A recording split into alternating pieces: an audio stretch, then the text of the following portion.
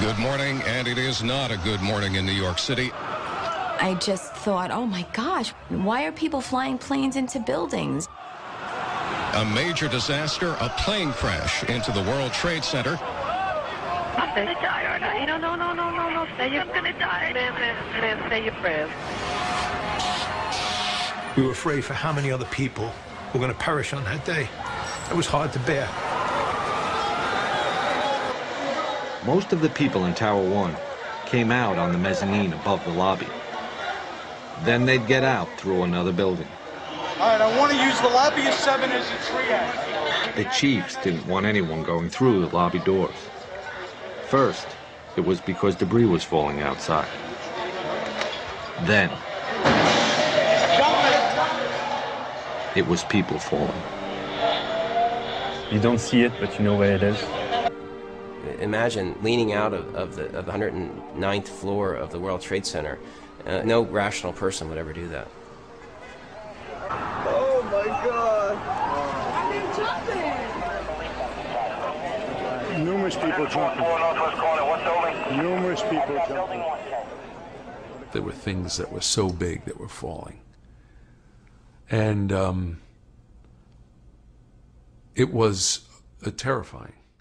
It's also worth pointing out that terrorism also always has two prongs to it, the physical threat and now the psychological threat. This does seem to be surreal, but in fact it is real when you have an explosion of undetermined origin at the Pentagon, the most conspicuous symbol of American capitalism, the Twin Trade Towers here in New York, to the... Matt, there's a report on Dubai television that, in fact, the group claiming responsibility is the Democratic Front for the Liberation of Palestine. This comes, ironically, on a day when the Israeli Foreign Minister, Shimon Peres, is scheduled to meet with Yasser Arafat. Of course, we've had the meeting in South Africa for the past several days, in which the Palestinians were accusing the Israelis of racism. My name is Victor Guzman, and I'm a 9/11 survivor. I was on the 85th floor when the first plane hit the North Tower.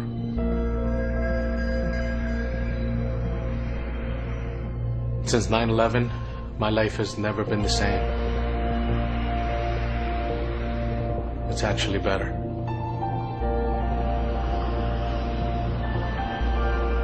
This is my story.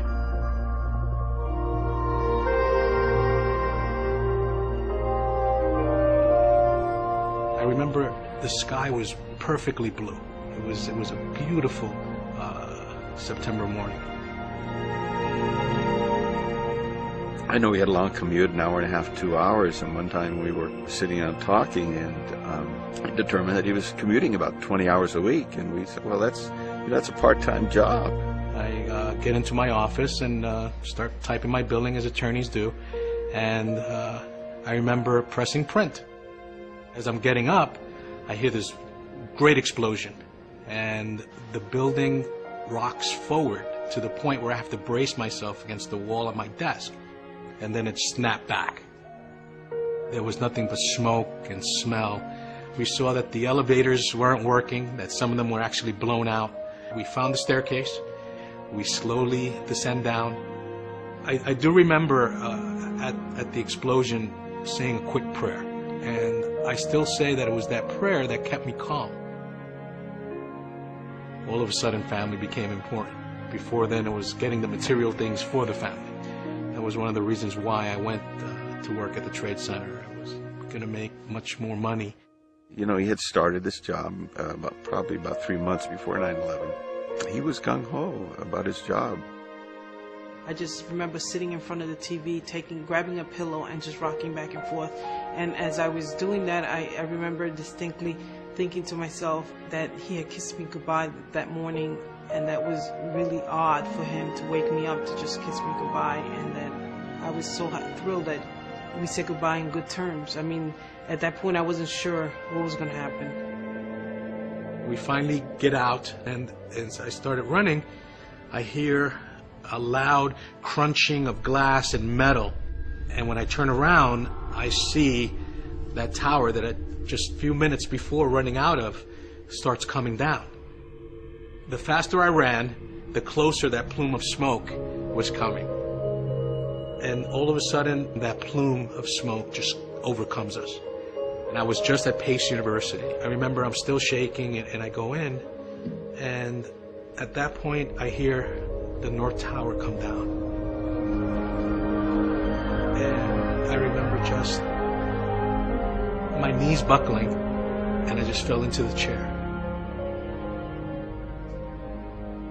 I put my hands in my face, and I'm like, the first question was, why me? Why did I survive? And then the next thought was, I was in that building that just collapsed.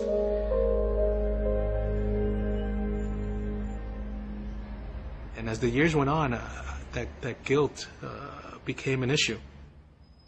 First year, I suppressed it. The first year, it was more about the notoriety that, oh, wow, you were a survivor of 9/11. And that took me through the first year. And I remember around the second anniversary, I emotionally fell apart.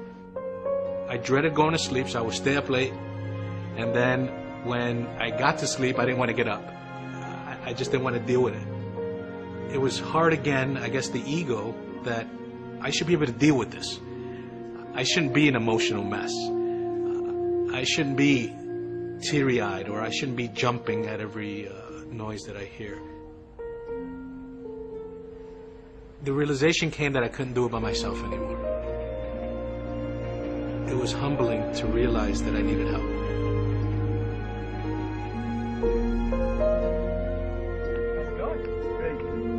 The bishop, he would always talk to Victor and give him a hug and ask him, Victor, are you okay? He became another father figure. I remember him always putting his arm around me, and how I needed that. How I needed someone else to realize that I was in pain. The hard part about changing is that, you know, I was enjoying the money I was making in the city, and realized that I had to have faith that, one, we were going to continue to pay our bills, and two, that we were going to have to do without. I wanted a job that I was allowed to come home early.